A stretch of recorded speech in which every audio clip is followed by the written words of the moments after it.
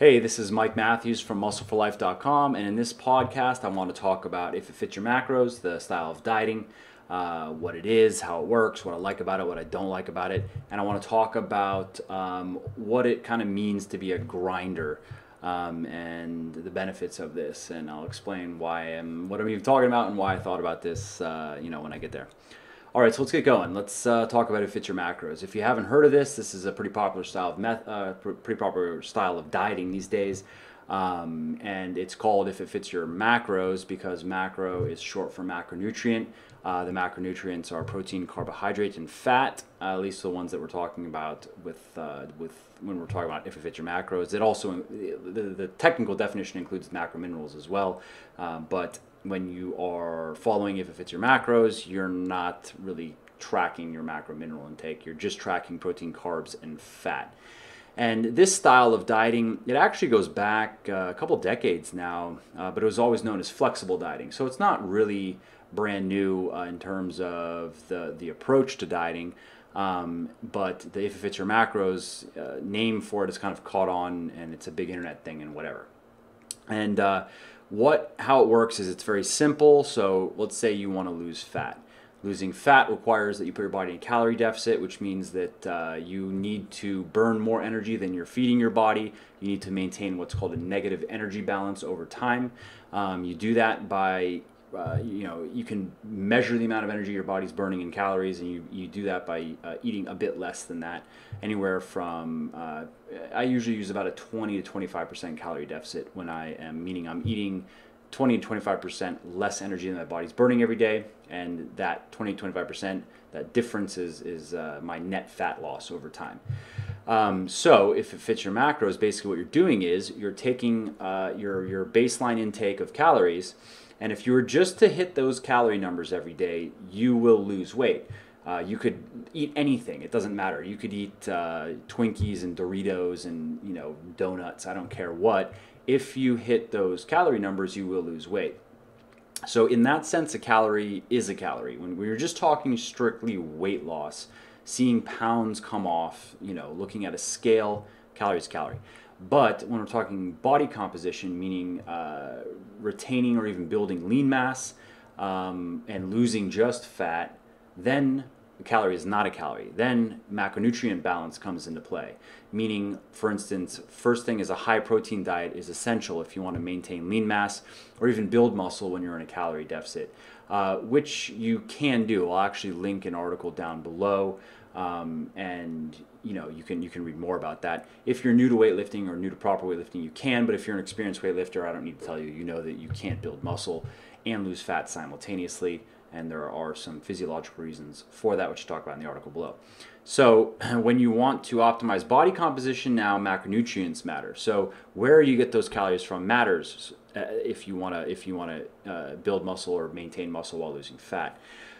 You can't just eat a bunch of, like, for instance, if you were to do what I was saying earlier, eat a bunch of Doritos and donuts and junk food and whatever, basically what you're going to end up doing is your carbohydrate intake. Let's say you did that and you hit your calories, so you're losing weight, but the majority of your calories are going to be from carbohydrates and fat, and you're not going to get much from protein, and that is not a good way of going about it.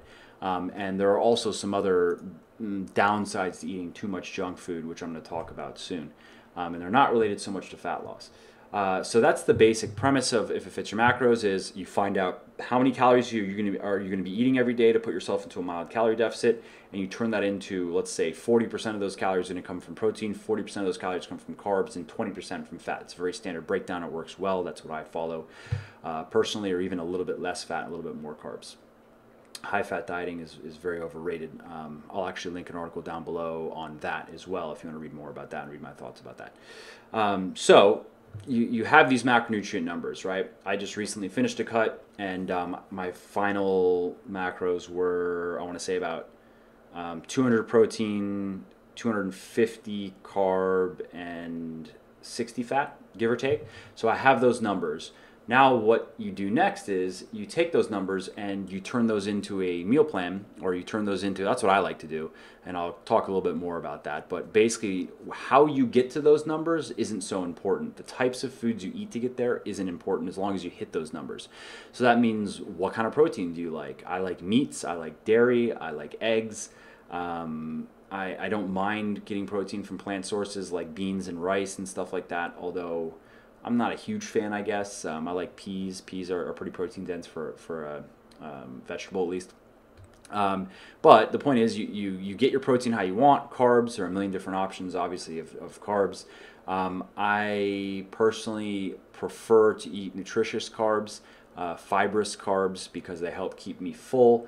And if you start developing micronutrient deficiencies, you're not only going to notice it in the gym, but you're going to have a harder time dieting. And I will talk more about that in a minute. So the point is, though, you can eat, for your carbs, for instance, you can eat the types of carbs that you like.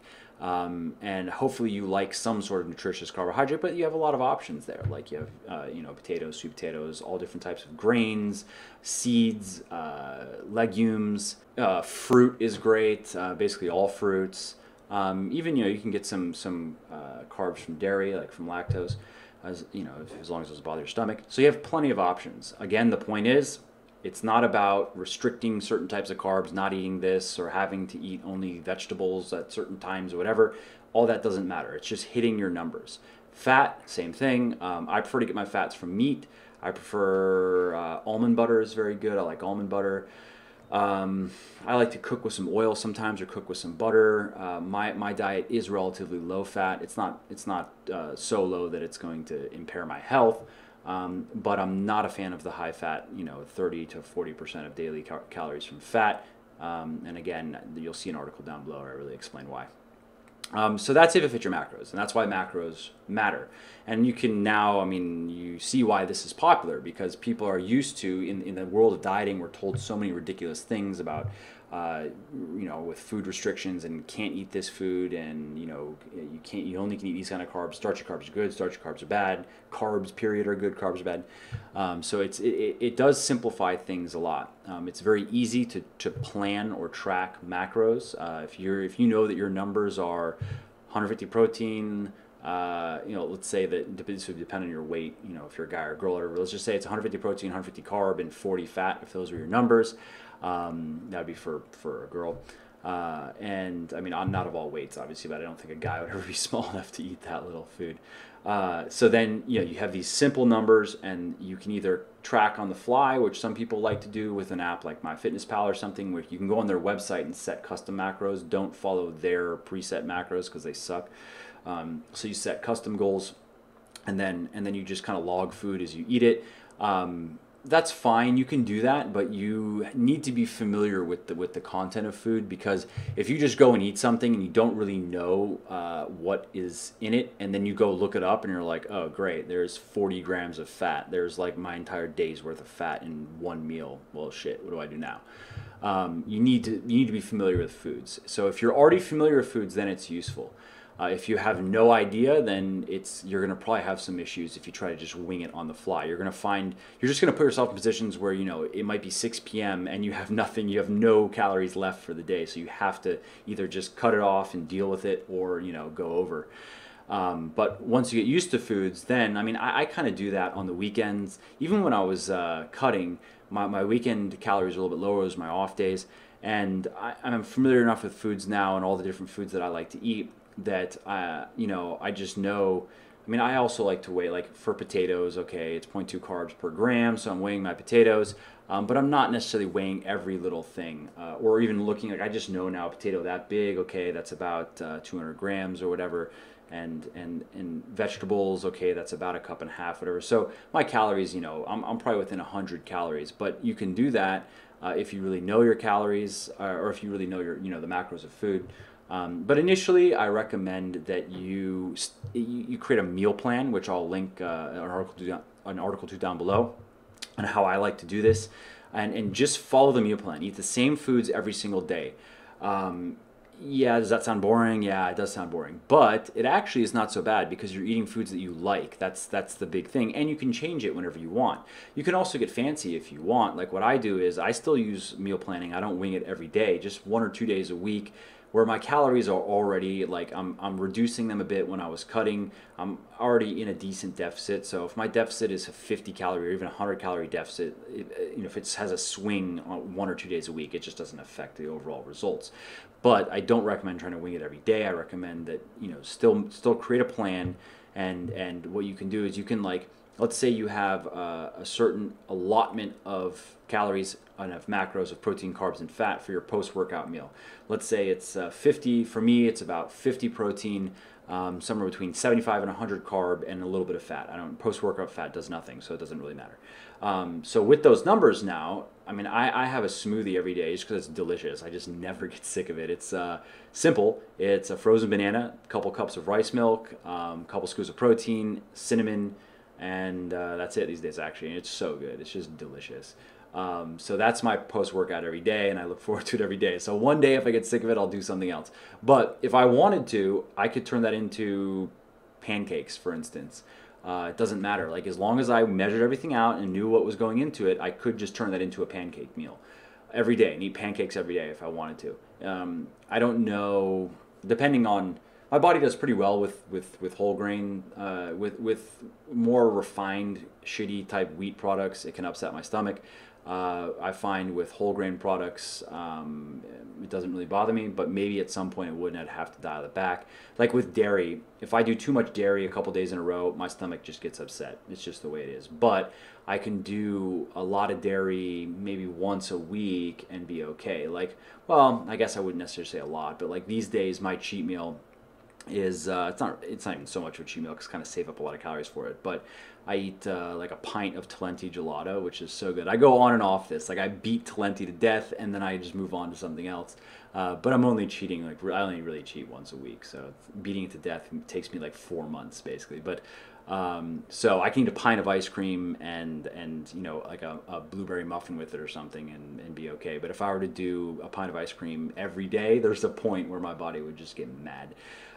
Anyways, so you have your macros for meals. You work out, you can work out a few different options if you want. You could have, let's say it's your dinner. You could have dinner one, and it's chicken and this and that and whatever. And dinner two is beef and this and that. And dinner three is, like, these days I like, for instance, I'll do usually like some sort of dish with meat and vegetables. And for my carbs, I'll switch things up. Sometimes it's potato based, sometimes it's sweet potato based, sometimes it's grain, sometimes it's seed. It just depends what I feel like. And then also sometimes I'll do like a frittata, which I bake in the oven, and do it with I put cottage cheese and Parmesan cheese and salsa and wrap it up in a big breakfast burrito. It's delicious. So again, it's just I have my numbers worked out, and it depends what I come home and I decide what do I feel like eating, and then I make it. So you can do that as well. You don't have to eat literally the exact same foods every day. Although I'll do that for 7-10 days at a time, just because I'm busy. It's simple. I just need to throw something in the oven and, usually get back to work. And then I don't really want to have, I like one pot cooking a lot, which is actually my next cookbook is going to be one pot just because it's so convenient. So that's one nice thing about If It Fits Your Macros is it does simplify the whole process.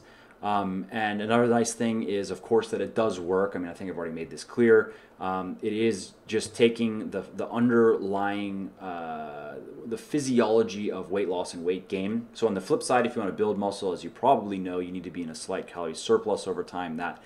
That's how you maximize muscle growth. And again, that's just the same game. It's just, you get to eat more food. So for me, if I were to bulk right now, clean bulk, right, I'd probably eat about 3,300 calories on my training days, and in terms of macros, that would be about, I would probably do about 200 carb and about 50 to 60 fat, and all the rest from carbs.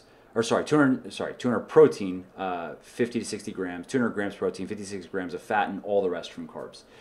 And that would be great. I mean, I would feel awesome. My training would kick ass. But right now, I'm just staying lean. I'm doing some photo shoots and stuff. So my calories are just kind of hovering. I'm just keeping them around 2,600 and one cheat meal a week, and it's fine for now.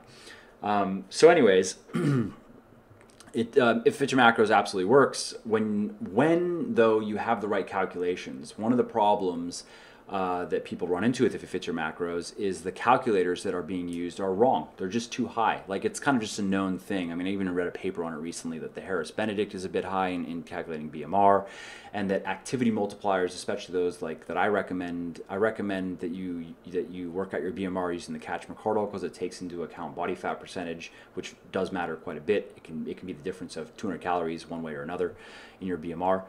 Which is your basal metabolic rate, how much energy your body burns every day just at rest. And then you have activity multipliers, though. So if you exercise a certain number of hours per week, then you're multiplying your BMR by a certain amount to reach your total daily expenditure. The problem with like the Catch-McCardle's daily, its activity multipliers, for instance, is they're just too high. You're not going to be able, if you followed those multipliers the way that they're laid out, it's not going to work for you unless you have a very, very fast metabolism. There are people I run into that are able to, run on like a 1.5 multiplier for TDE, but they're just rare. Most people have to dial it back, and that's just kind of a known thing in the bodybuilding world. And again, I actually read some research on it recently, so it is kind of a known thing in the scientific world as well. If you check out my meal planning article that I linked down below, I give some better multipliers that actually work. And work with the majority of people, and I'm really kind of speaking now from experience and working with thousands of people. And it's also, like I said, it's kind of a known thing in the bodybuilding world as well that they have to use a bit lower multipliers. Yes, as long as you have your numbers right, then it works. Then you can eat all kinds of good foods, meet your numbers, and achieve your goals with your body, whether it be gaining weight, building muscle, or losing fat. Of course, another good thing about it is you get to eat foods you like. That also includes, if you want to eat a little dessert every day, do it. I do. Every day I eat something that has the dreaded sugar, which I might as well link an article to down below, because sugar is not nearly as big of a problem as it's made out to be if you are relatively lean and if you exercise regularly. For me, it could be some chocolate, although I kind of cut back on the chocolate. It's just too much fat, unfortunately. As much as I like it, it's so fatty, and I don't really want to. I have to steal too much from carbs to eat chocolate. So I don't want to get like a half of my daily fat from chocolate. It might be I have like these little ice cream sandwiches that are good, or whatever. Mainly a carb type dessert. So you get to eat foods you like, though, and that's a big thing, meaning that there really are no restrictions unless if all you like is junk food and fast food, then change your mind. Like, start eating nutritious foods and make your body like them, basically. And another big benefit of If It Fits Your Macros, this flexible dieting approach, is that it kind of eliminates the anxieties that people have about, can they eat this, can they not eat this, did they just screw up their diet because they ate the starchy carb after 4 p.m., or because they took 3 extra bites of pasta, or because blah blah blah. It shows you that dieting is much simpler than many mainstream gurus and experts and whatever make it seem. And it really is just a numbers game when we're talking about losing fat or building muscle. Now, talking about some of the things that I don't like about it is that, and this kind of just is a segue from this last point, and I've mentioned this earlier, is that a lot of people use it as an excuse to just pound junk food. A guy who works for me, he might have spoken to me. If you ever called into Legion, Kareem answers the phone, and that's Kareem, right? So he's been cutting, and he's been losing weight. He'll do well, and then sometimes on the weekends he just crushes himself and gains like 3 pounds over the weekend, and then has to undo it. But overall, I think he's down 25 pounds or so, and so he's doing well in that regard. But he loves just bad food. Like, I think a third of his daily calories are from candy bars, and sometimes other candy as well. He doesn't eat vegetables. He has like a joke. He hates micros, right? Like, any micronutrient, he doesn't want it in his body. Like, all he wants is things that taste delicious to him. And, he's 21, so he can get away with it. But that kind of approach catches up with you. My partner in Legion, Jeremy, as another example, he has kind of done the same thing in the past, where he would get a bit too, if it fits your macros, eat junk, get shredded, and so he would, be working in like, half pints of gelato. Talenti is our thing. I mean, I just don't eat very much of it. He was eating a lot, but he'd try to eat it every day, and then he'd be trying to. He just try to get too aesthetics with his diet. And what he ran into, and what Kareem has also run into, is one, they get much hungrier, and they always wondered, like, how is cutting so easy for me? I never get hungry. I always have high energy levels. My body always feels good. My training is always good. A big part of that is because I get the vast majority of my calories from nutrient-dense sources. I get plenty of fiber in my diet. I take plenty of supplements that are proven, not just workout supplements, but health-related things like spirulina, fish oil, vitamin D. I take a good multivitamin. And these things matter, like especially, it's accumulative over time. I've been doing this for a long time. I've been eating like this for a long time. I've been training, properly for a long time. And I'm kind of at a point where my body is just very resilient. And calorie deficit it isn't that big of a problem. And if I want to go and eat, 3,000 calories of just sugar or whatever, I can do that, and it doesn't have that big of a negative effect on my body.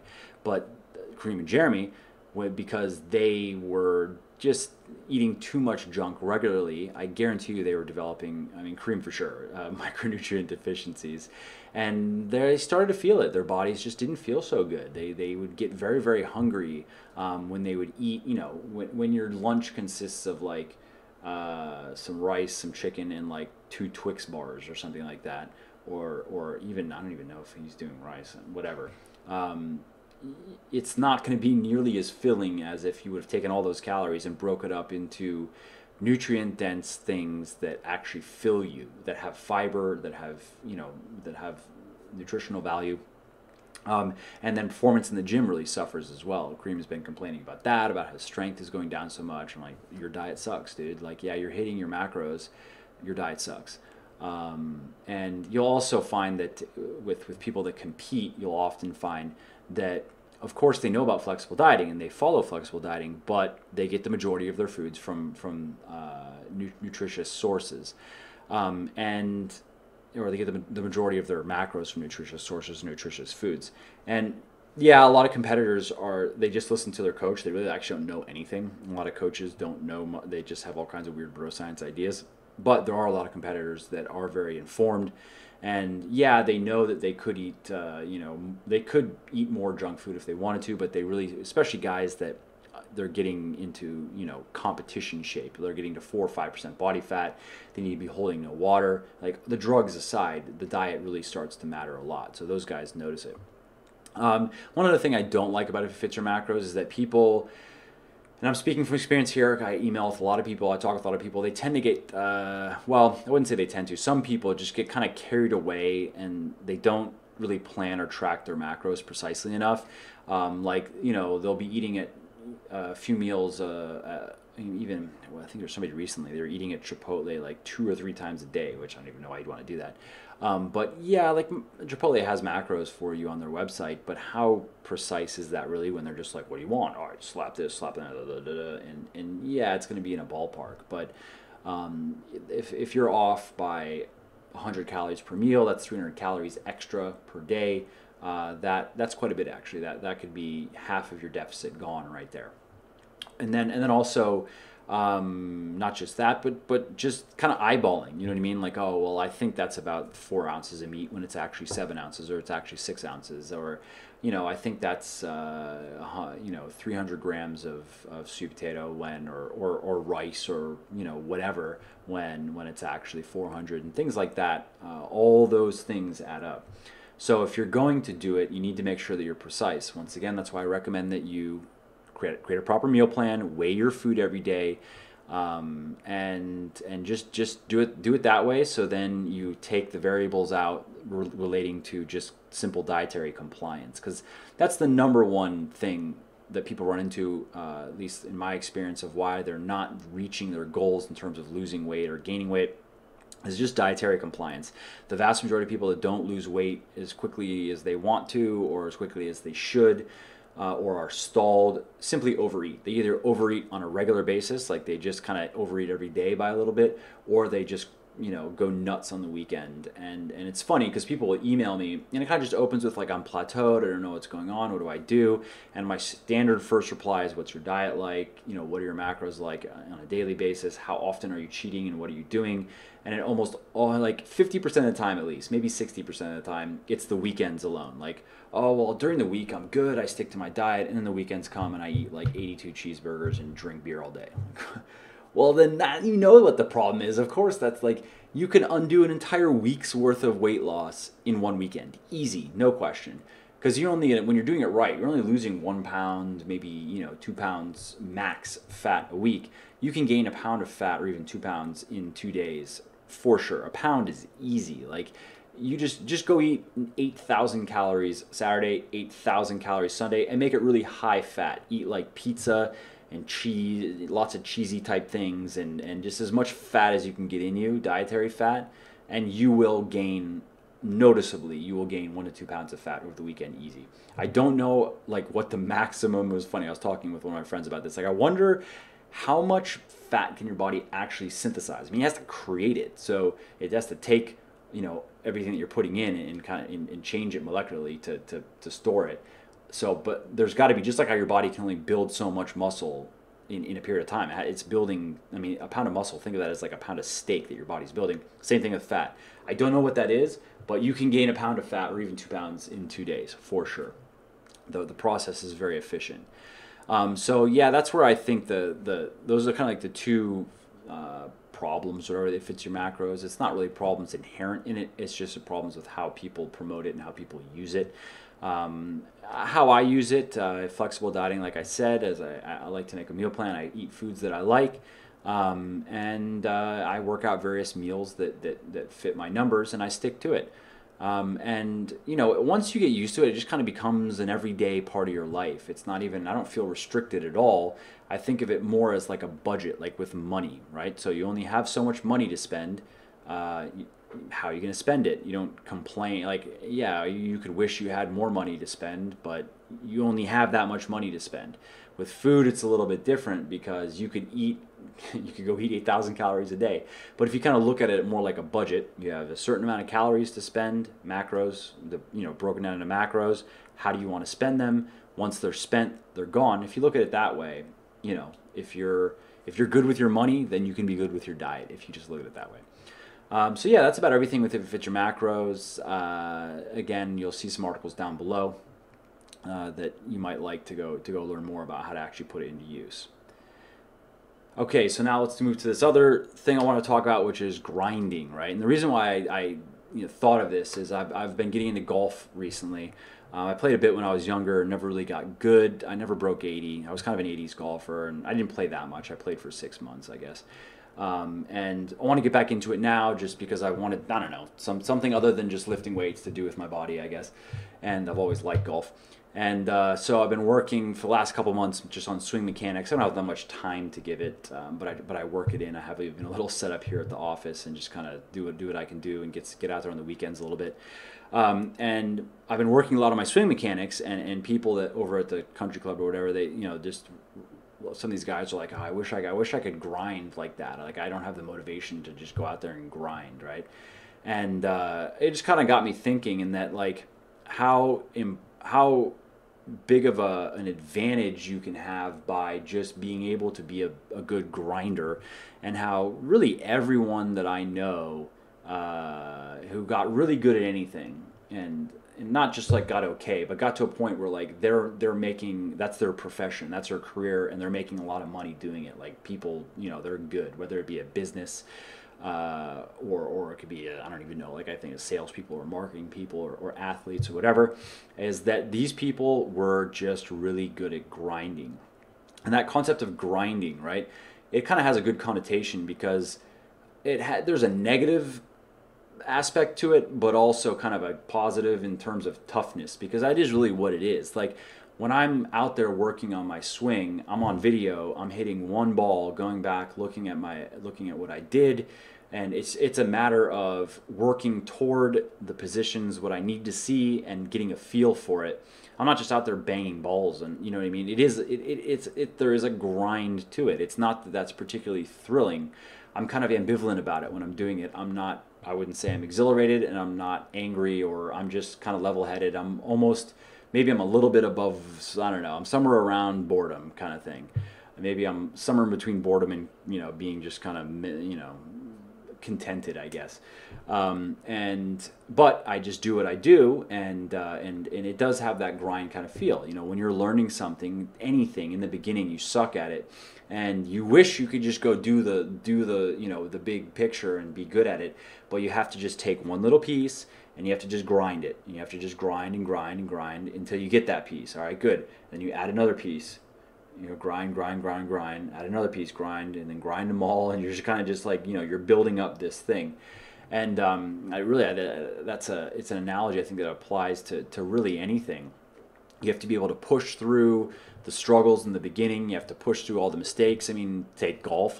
Tiger Woods was, he probably still is. I don't know. I don't really actually follow golf that much, but I know that he was renowned, especially back when he was crushing everybody. He was renowned for his grind. He just would be 12 hours a day. That was his schedule, even when he was winning everything. And every day that he was out there, he'd 4 hours on the range, 4 hours playing, this, that, whatever. And he was just kind of a known, like, he could outgrind everybody. And ironically, a friend of mine that was super good at video games, like, actually we played a couple games professionally and whatever. Same thing. He was just a grinder. He had an aptitude for it, but there's a similarity there. People that are I know that are very successful in business, they acquired skills that they're just good at grinding, and by that they're able. You take somebody that has achieved, made a lot of money or something like that, and out in public, or how the public sees them is in this very type of, they must have like a mystique about them, right?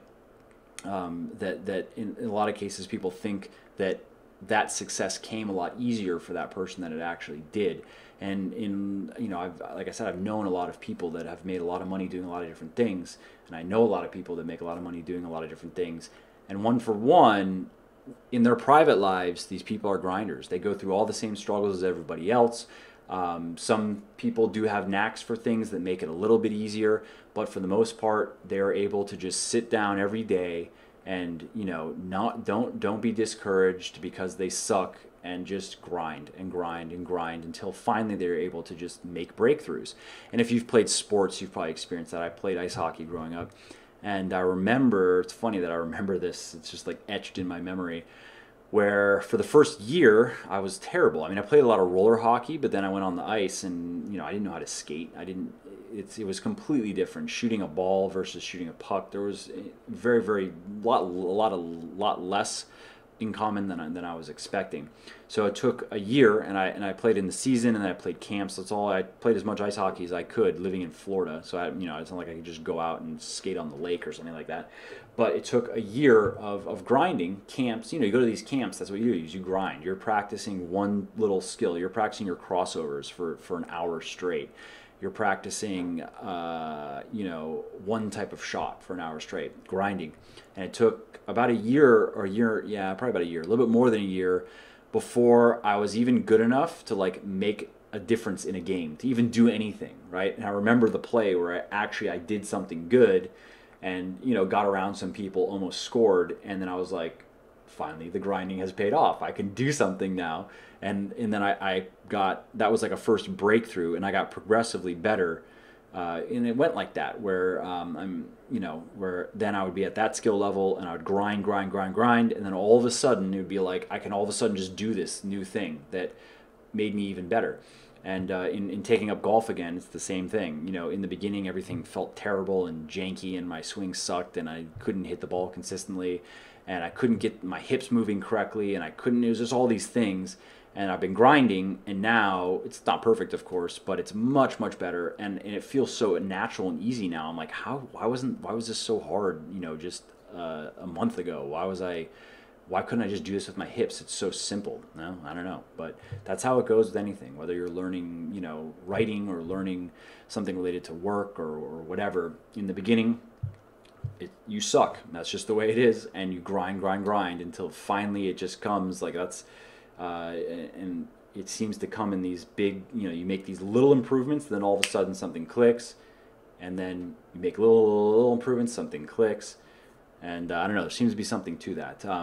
Working out, building a good physique is a kind of a good exercise in grinding, because you have to show up every day. You have to put in the work. You have to only improve your biggest improvement that you're going to see in a day-to-day. Like today, you can beat your reps from last week. That's it. Like what did you bench press 225 for 5 last week, and you did 225 for 7 this week. Great. That's an improvement. That's a successful grind session in a sense. But you get no immediate rewards. It's not like now you get to run to the mirror and see that new muscle growing out of your chest or something. You look the exact same. Nothing has changed apparently, but something has changed. And over time, you kind of accumulate these small little gains until you've really done something impressive. And that's really how I think just things go in many areas of life, where you slowly accumulate positive. You slowly are just moving forward. Really with like your head kind of down, your nose is in the grindstone, and then after time you kind of look back and you see, oh wow, look at how far I've progressed, and and that's really it. It kind of goes back to the 10,000 hour rule, which you've probably heard about. I think Malcolm Gladwell kind of really popularized it. I mean, it's been around for longer than when Gladwell talked about it in his book Outliers, but I think that was like the first real mainstream kind of spreading of it. And in case you haven't heard of it, it's just as simple. There was some research done that basically concluded in looking at people of various skill levels in all different types of fields and endeavors, that at a master level or at a top professional level, you're looking at about 10,000 hours or more of deliberate practice. That's what goes into that. Your average teacher, maybe 3,000 hours. Your average student at a student level where he's still learning, 1,000 hours or less.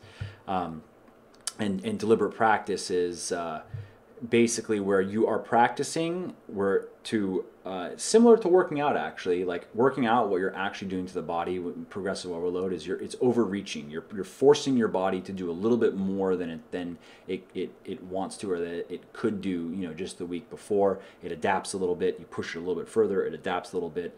And the same idea with practicing. If coming back to a sport, you can go out and practice, let's say, you can take golf again. You can go to the driving range and just hit golf balls over and over and over. That's kind of mindless practice, and it doesn't really achieve much. Or you could go out and you could, let's say, play a game, where one popular practice game that good players use is they actually play a course in their head. So, let's say the course that you normally play, you go out on the range and you visualize that first tee. What would you normally hit? A driver. Okay, good. Where would you put it? Okay, good. It needs to be in between those two things, whether it could be two trees or whatever. Okay, how did you hit it? All right, it's over there. What was your drive about? Which you would know. You have to the back of the range, right? And then you get your next club and you'd hit your approach shot. How did that go? And there are different ways to play games like that, where you keep score. Actually, there are other games where, putting games and things where you're trying to you gain points for doing certain things and you lose points for doing other things, and by practicing like that, it's a challenge. So you're trying to actually beat your scores, as opposed to just mindlessly going out there and just swinging a club for 2 hours straight, which a lot of people do. And it's very inefficient. In the 2 months that I've been kind of taking this up, I've met some of the people over the country club or whatever, and they're out there and their swings look just as bad as they did 2 months ago, and they're hitting the ball just as poorly as they were 2 months ago. And they're now coming and talking to me because they see how much I've improved in just 2 months, and it's a matter of smart, deliberate practice. All right, so yeah, that's about it. That's all I want to say on grinding. It's just it's a skill that if you can kind of get into that mindset and just be patient and be a good grinder, I really think that it can serve you well in every area of your life. All right, thanks again. I hope you enjoyed the podcast, and I will catch you next time.